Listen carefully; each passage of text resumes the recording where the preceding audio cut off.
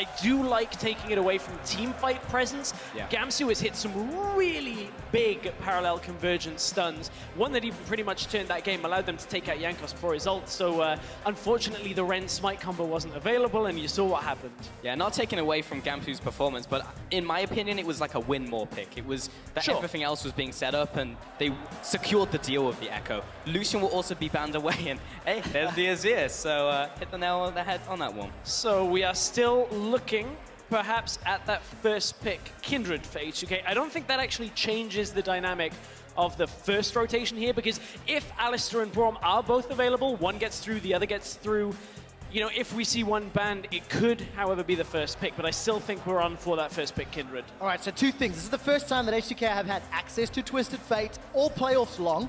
Secondly, even if Kindred is locked in, I think Fnatic won't mind, because Jankos has not had any early game impact on that champion, and the few team fights that we saw him take part in, the Lamb's Respite was not game-changing. You contrast it to how, for example, Amazing used it with Origin last weekend. There you've got a game-changing Kindred player. So 30 seconds on the clock, a lot of time available for H2K to decide what they prioritize, and we'll find out what it'll be. Also, as the last ban being Rise instead of Twisted Fate, that's now available for reuse, so that's a potential mix-up here from H2K. And the big question is, do they carry on putting priority onto Jankos? Answer, yeah. I like it still. As I said, I don't think much of the H2K's first rotation gets changed from this. You still want the jungle matchup. Yes, the Graves would have been available as well, but this has, you know, been a pick that H2K have focused on for their first pick, and it's been working fine. Both supports get through. You know, Sivir should be a priority, but in this series hasn't been at all. No team's been wanting to touch it. So we may see it trap card has not been activated yet. Yet. Yet. 2, 1, and 3 records. I don't know. I just think I'm very critical of this performance, because we had quite a big discussion around Jankos and Kindred, and I was not a believer coming into the series because he only played it twice. My personal opinion is he's better on a champion that can set up ganks rather than the guy that has to get the kills in the ganks. And I don't know, I'm just not seeing the performances from what was one of Europe's best junglers in the regular split. I think it's fair to say that he works better on those enabling junglers. Okay, that is a first rotation Ezreal. I cannot believe I'm saying that, but in this series it seems to make sense. We know that the Sivir is not working for H2K, and you've got a Braum to go alongside this Ezreal, so Sivir's effectiveness is lowered in team fights. That kind of means, do we get to see the Kalista matchup again? That while it worked in the lane against Fnatic, was not an effective pick for H2K in the team fights, which is where Kalista in the mid and late game should be excelling. And now that puts pressure onto Forgiven's champion pool, but we know he has a big enough champion pool to do it. We've seen Corki, we've seen Caitlyn, but where does he go from here? Because I absolutely agree, he was getting caught out a lot. Also in individual picks, that pick in the mid lane by Fevman as well, he just can't get out of it as Kalista. So we'll see if he goes for something else here. I am really wondering, now that we've seen this Ezreal, what is it Fnatic are wanting from their jungle? Because Graves would be the obvious option here, which you could have taken then. Maybe they were scared of Forgiven, taking away the Ezreal for Ezreal Alistar lane that we have seen a couple of times out of H2K, because the Alistar has been locked in. So definitely a steal possibility. And on the side of H2K, very, very stern faces. The camera was cutting there between Prolly, Forgiven, Vanda, and very serious looks on their faces as we get into what could be H2K's last game of the spring split, and potentially their first time placing 4th. It will be a Gragas lock-in, so a pivot for Spirit, or rather for Gamsu in that top lane. Although, yeah, we could see flex, but I'm expecting it. It's much more likely to be the Graves jungle Gragas top lane, so gives you engage and disengage potential, another source of AP, wave clear, tankiness. It's kind of nice. It's good. We've grown accustomed to it from Sartorius and Challenger. Indeed. Before it exploded into the world. It's a fairly common pick all world round now. And also because Gamsu's a tank player, so it's not difficult to take the guess on that one. There are champions that I can play that tank and do damage? No way! Yeah, he just goes full tank Graves, like, am I doing it right? No. Looking at those last 2 pickups from H2K now. So that's going to be mid lane as well as their ADC to round out the comp. Just to finalize that Gragas point, Gamsu played it once, lost with that already, so will be the second time. Corki comes out for Forgiven instead of Sivir.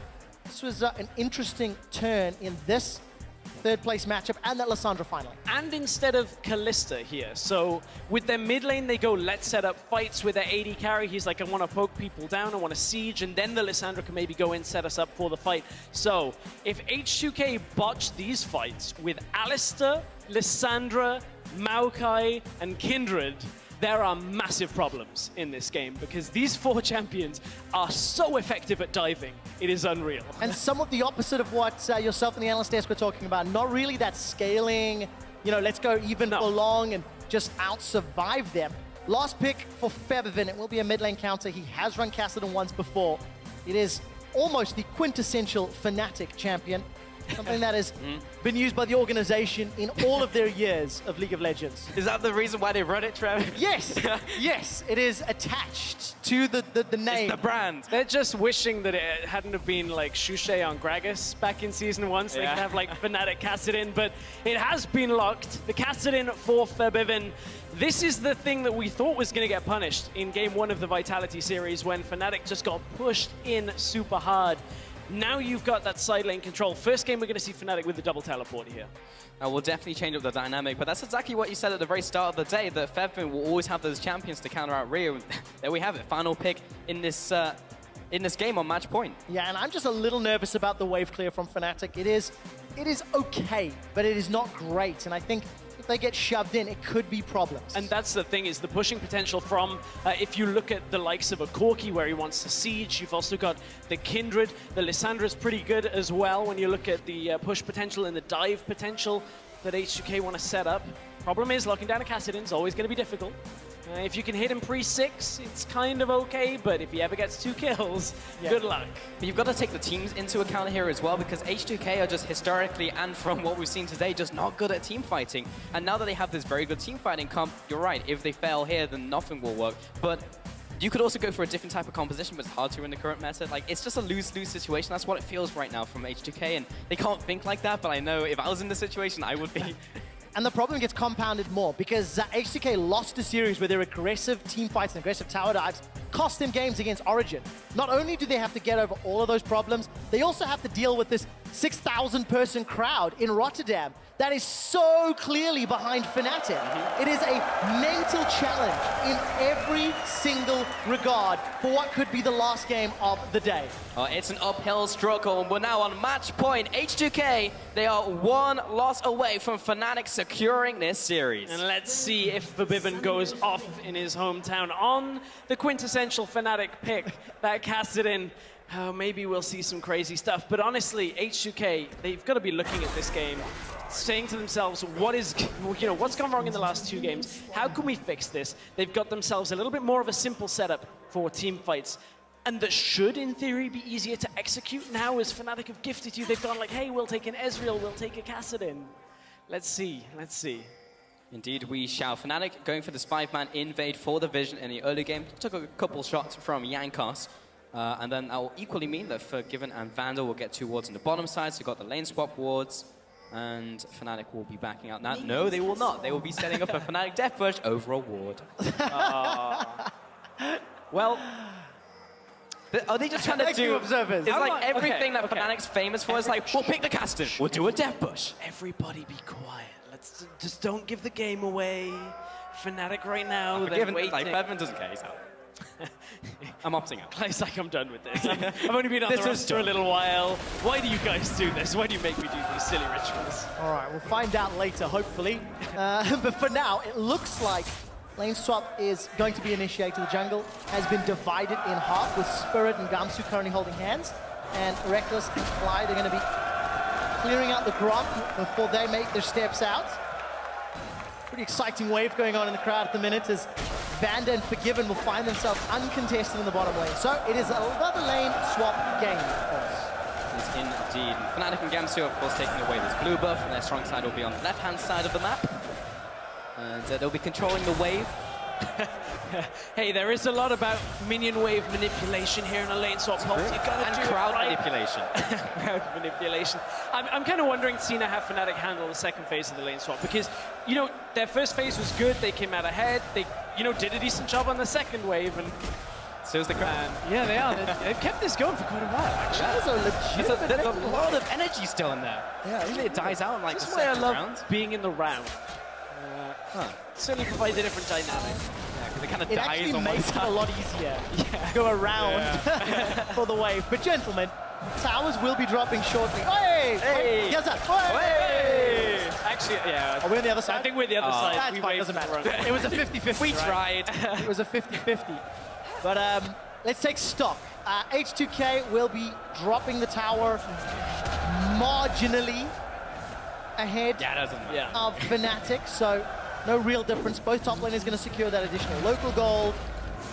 And really, lane swaps are determined by the next steps, Yes. the next stages. Who looks at Herald and who looks at those next alpha towers? Yeah, I mean, looking at this situation, it's going to be the same or a similar situation as last time. H2K will prioritize the Herald because they now put their duo lane up to the top side. They're going to push that in. Then they can come down for the Herald, but it's mid lane. Ryu has been ganked in both games of this third place series. Oh, top lane! It's actually Vanda who's going to go in for the kill. He gets the combo onto Gamsu. A nice flash over that very thick wall. It's actually Look at hard the to map. land that flash. Ryu's getting chased down into the lower jungle here. It's like, not again. Oh, no real CC chances though. First blood is avoided.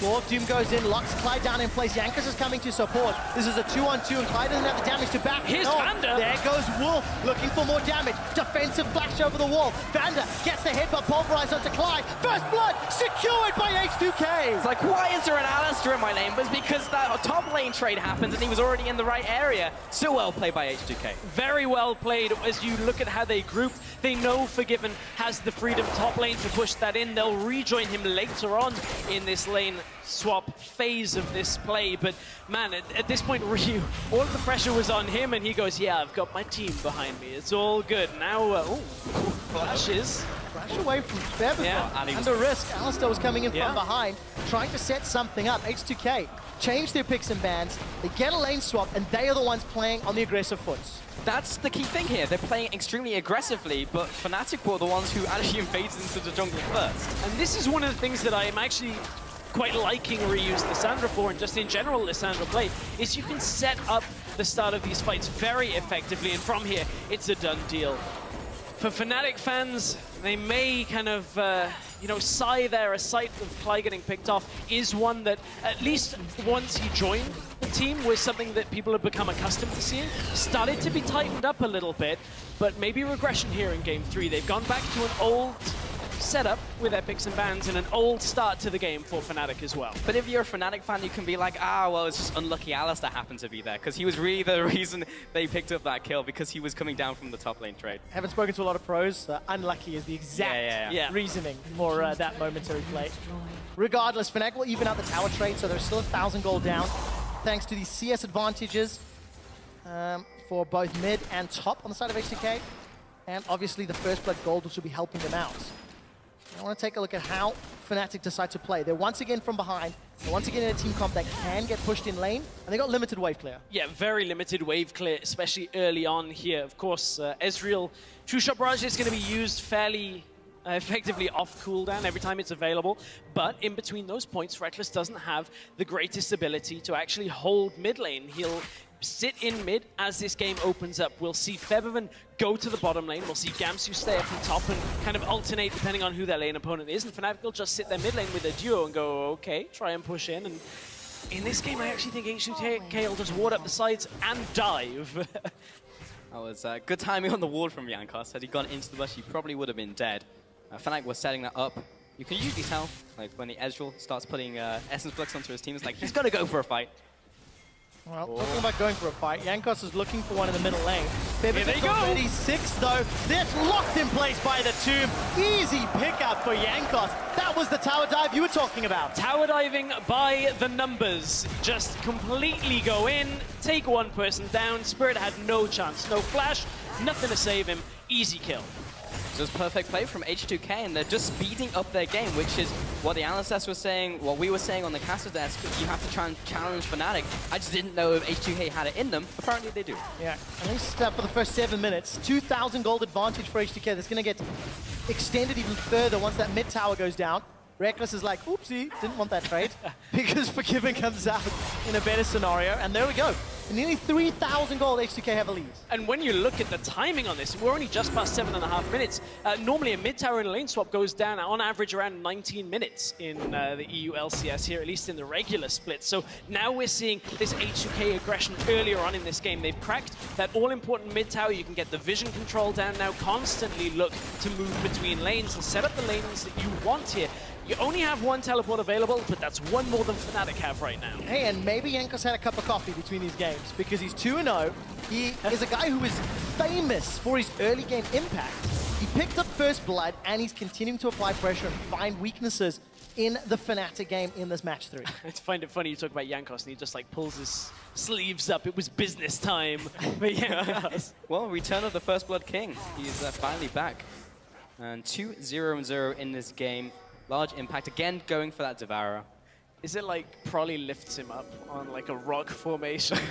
All of the H2K fans He is not rejoice. Simba. He is not Simba. That wasn't the film reference I was going for, but I'll take it.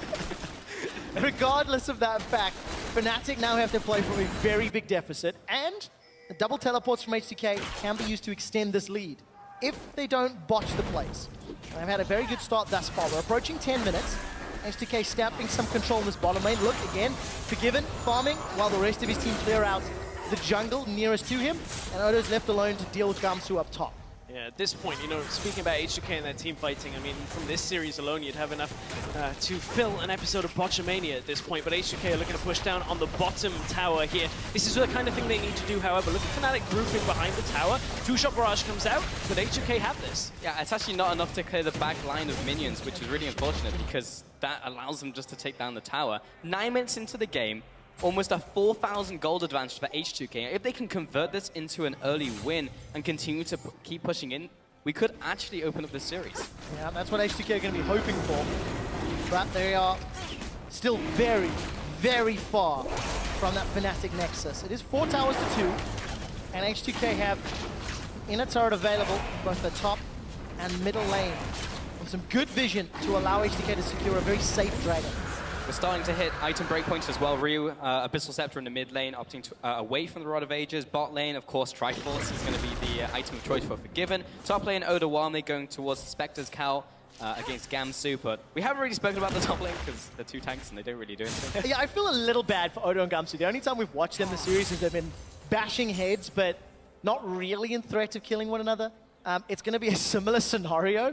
And I just want to keep an eye on how good Gamsu can use that explosive cast, because it can be very game-changing once the mobility spells have been used from H2K to just disengage the fights and find something opportunistic for Fnatic. Gamsu's got to be careful there with his positioning. If he pushes too far up, reactive TP could come out, but Ryu needs to clear mid, and the rest of H2K are on Rift Herald. But, you know, it's very interesting, especially, Pulse, for you and I, when we look at Odo Amne.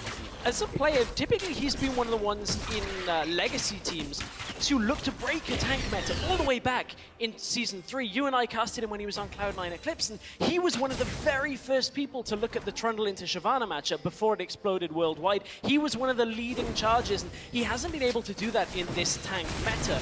At this setup for H2K, it just hasn't quite been his... But Vander tries to go in. Nice flash by Spirit, and they'll clear out the wave there. But yeah, I totally agree, Stress. I mean, we've seen it in so many different metas that he's tried to innovate, but he's just like, I'm just going to play tanks in this one. Well, flash for flash. Vander didn't get a kill, but was able to at least apply pressure to Spirit. Big minion wave is lost down bottom, as Reckless was able to just usher minions to that inner turret. And H2K, look at the vision they've set up around the top half of the map. We could be on for a Herald fight, gentlemen, at some point. I mean, the last Herald fight was very interesting. So Smite come out and H2K got forced away from it. It is still active on Jankos though, right now, so we're a little way away from I'm that. getting excited about what could come. Don't kill my dreams. I'm trying not to kill them. I'm trying. Just means I've got to wait longer, that's all. But look at the middle lane, gentlemen, because H2K are going to use that Herald, that was so rightly pointed out to me, to push down the turret as best as possible. Jankos is going to back away. Continue to farm up and just pressure in multiple lanes. Fnatic are being forced to defend with this limited wave player, and they're in some trouble. And this is the thing, like, even though they don't get the turret on that push, what they do is they push top, drag multiple people up, and Fnatic can't really defend this early on without multiple people in the lane. Then they come mid, get damage down onto the tower. It means they can pick it off very shortly. The next kind of push that comes mid is going to get that tower, so overall, H2K just chipping them down. Just rinse and repeat, really, as soon as these objectives keep coming up. Big farm advantage in the mid lane, opening up for Ryu, 35 CS. Bottom lane, Forgiven's actually behind Reckless, but has been moving around the map a lot to make the objective happen instead. I think important to note as well, Jankos just got a glimpse of them there. 5 stacks from Mark of the Kindred. Already a real threat to anybody on the Fnatic squad. And H2K will be happy. They've got early game champions, they've got the ability to find picks. They've played it actually as you would have expected H2K to play it, up until we'd seen them in semifinals. Now they take the next step of getting past those Minotauros. Yeah, getting past them is the key. I mean, for a minute there, I thought Reckless was excited at Clyde perhaps playing Taric in future, because he was just sitting on a whole bunch of gems, just waiting, but he turns one into the Sheen. It was a good back timing for him, and is able to look towards that Iceborne Gauntlet. But right now, we're in a situation where Fnatic, on the back foot, have to deal with what H2K are offering. H2K are still continuing to pressure as well, and they've really started to open up the 1-3-1, and Fnatic have identified this and are looking for a fight, but so are H2K. Double teleport coming in, Cly is going to be backing off, and Odoane flashes in. He's going to knock Cly into his team with the Arcane Smash. Spirit is now under attack, Ryu goes in. They're not done yet. H2K have found themselves 2 kills, have found themselves a tower, and they've even got minions still left to play with. They're looking for more. They're going to continue to push into the inhibitor tower. It's 14 minutes into the game, but apparently H2K just don't realize. No, they do not, and they don't care. 6 towers down, plus 7,000 gold, and they've broken open Fnatic's base. The entire time, Gamsu was down in the bottom lane, but H2K sees the opportunity and just go aggressive on Fnatic. Once again, they pick up Clyde to start this off. Clyde and Spirit responsible for 100% of the deaths so far in this game. And just look at this, Fnatic trying to go aggressive into the teleport. If you're trying to go aggressive here, Gamsu has to react.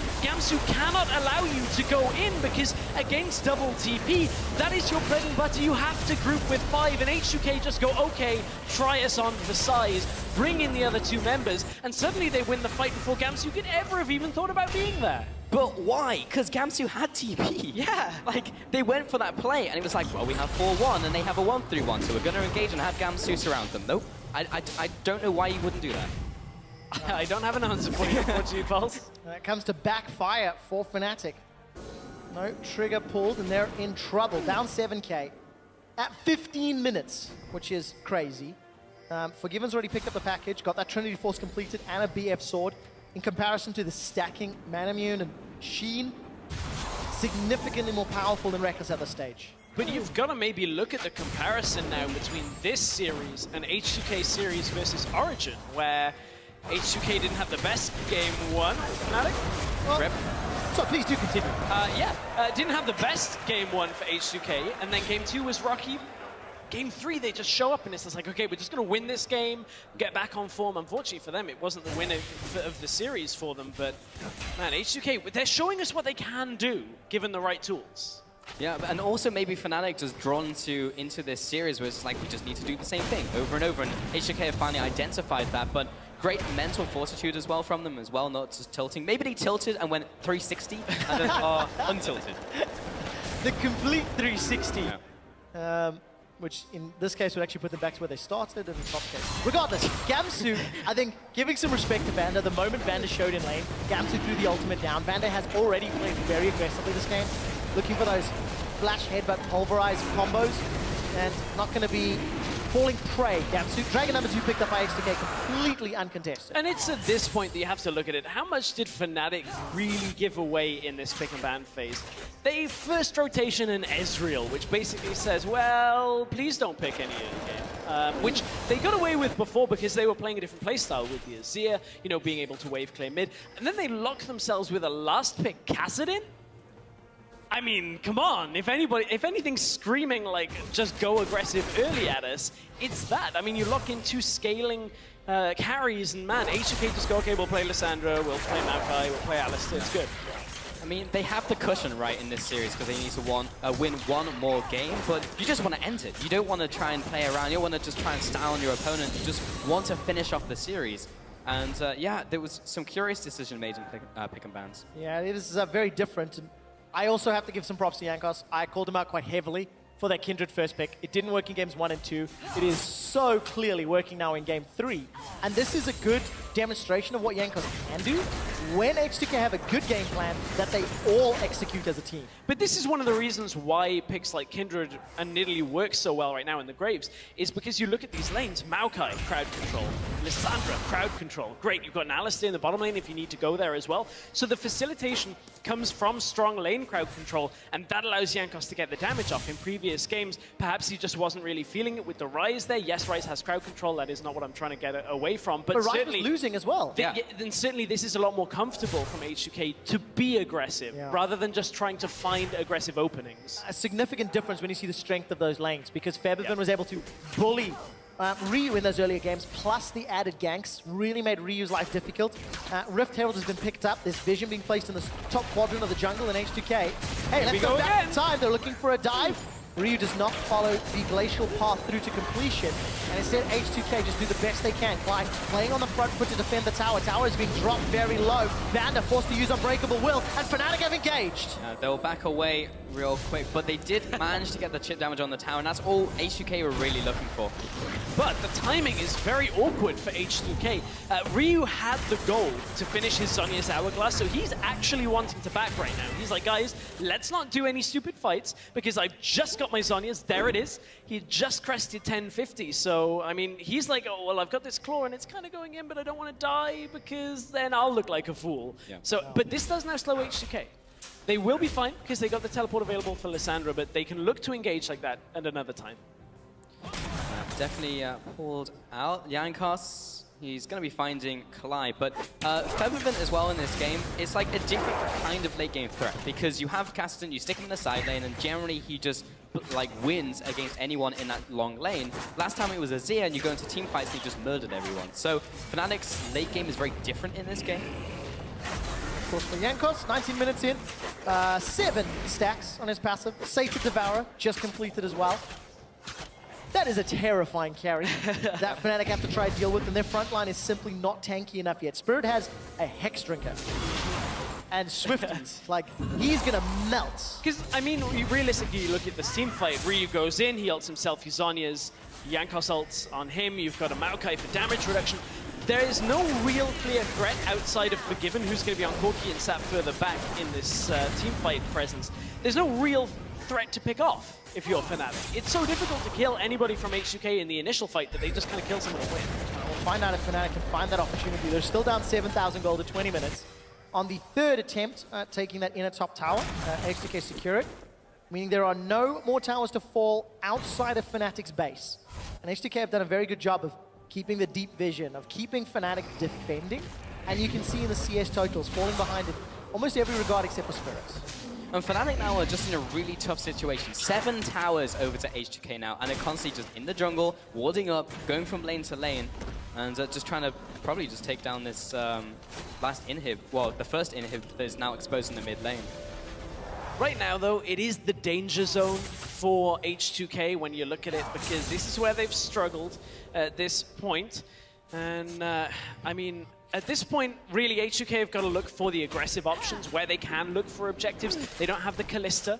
They don't have the ability to just take the Baron down, and even last game it didn't work so well for them. Luckily, they do still have 2 TPs and 2 very important point-and-click CCs. Yeah. Let's see if they can coordinate to use them at the right time. Infinity Edge was picked up by Forgiven not too long ago to go with that Trinity Force as well. So a lot of damage coming out of that Corki, and Odo shoving bottom. So H2K, safe, controlled, secure, and they'll be looking for opportunities to punish Fnatic.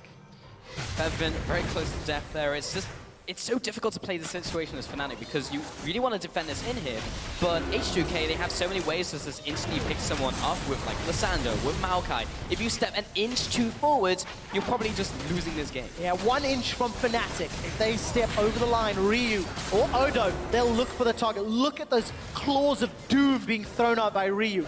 He wants it to find a pick. Gamsu's waiting in the wings. The tension is slowly building as H2K are trying to set up, but they're taking some poke from Reckless. And Fnatic are forced to just group mid. They can't play. Oh, Oh, Spirit! there's the engage, and Spirit is locked into a frozen tomb. He's going down. Inhibitor will be picked up from H2K, and they have broken the base of Fnatic. Yeah, I have no idea how Spirit got deaded there, but H2K just made it look so easy. Super minions in the middle lane. They can even back away, get some control of this jungle, and maybe look to play around Baron. It looked about as clinical from the minimap as a ward being there, and Spirit just steps towards it, maybe even tries to clear it. I didn't see exactly what happened, and then H2K just come over the wall, blow him up because he had no way of escaping.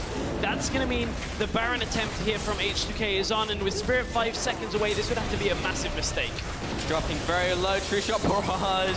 Good timing. Close. But Jankos is there, so he has smite.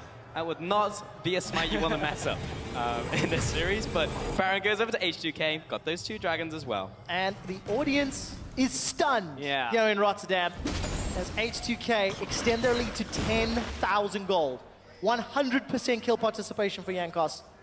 23 minutes into the game. I mean, it is as one-sided as a game can be at this level of play. I must admit, I was wondering what the reaction would be like if Fnatic were to fall behind in a game.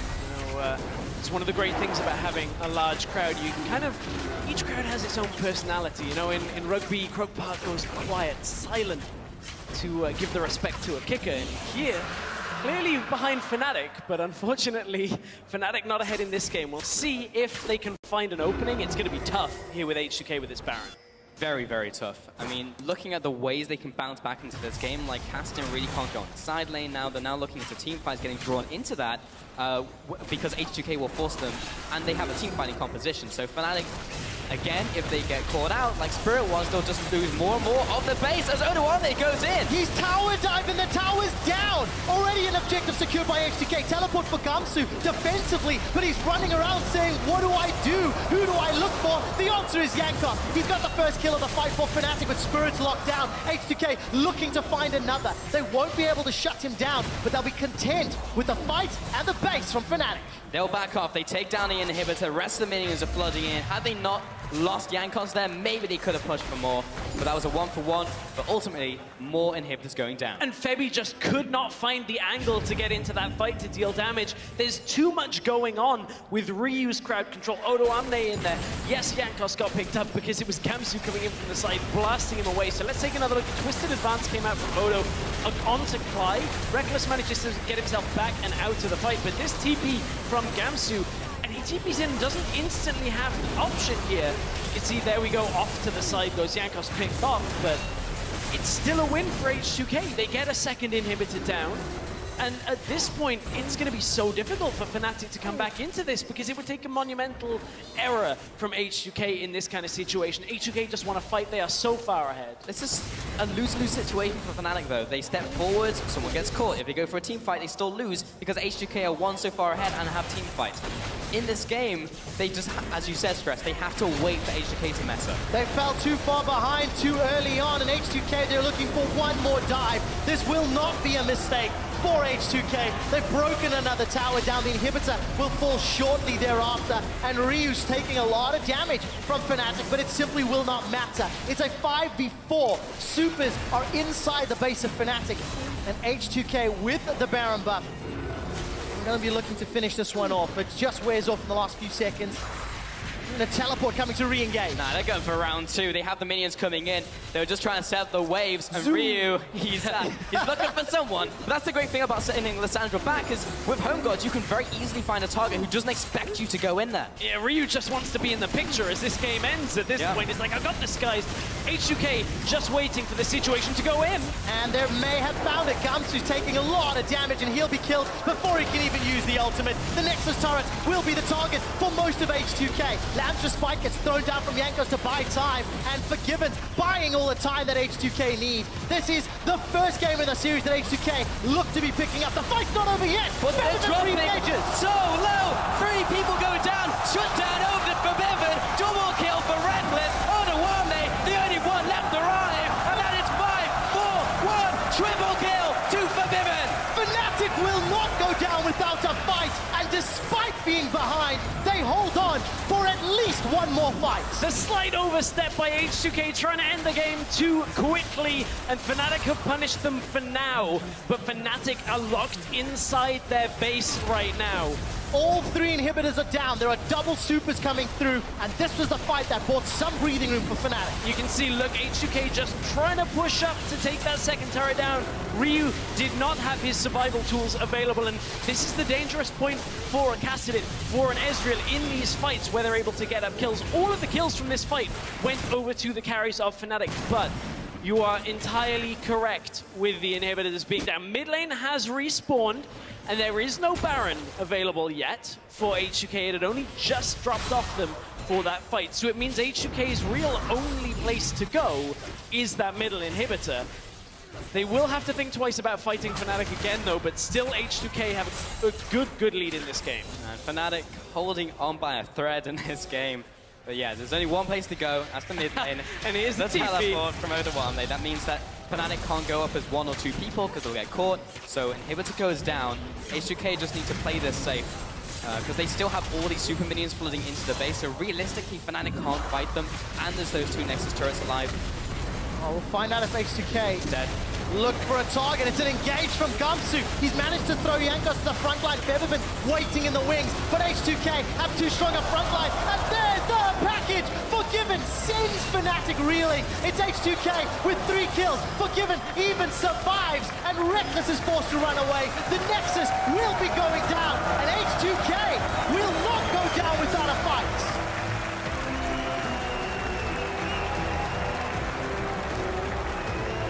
That's the H2K that people talk about when they say this team could potentially have made it all the way to the finals. The problem is they've had mistakes in other games, and they are still only 1 win on the board in this series. I mean, Fnatic have looked better in the first 2 games, apart from maybe the beginning of H2K's game 1. Shell-shocked look on Featherman's face there after what was a very, very heavy-handed defeat.